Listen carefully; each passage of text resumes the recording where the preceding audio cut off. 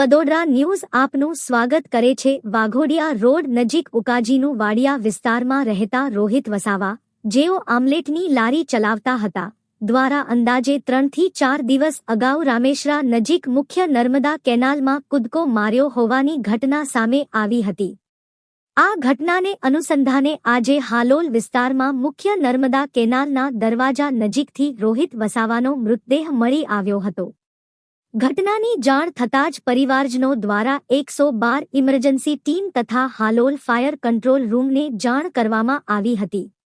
Call મળતા જ Halol fire team તાત્કાલિક સ્થળ પર પહોંચી હતી અને કેનાલના દરવાજા નજીકથી મૃતદેહને પાણીમાંથી બહાર કાઢી પરિવારજનો તથા 112 ટીમને સુપ્રત કર્યો હતો।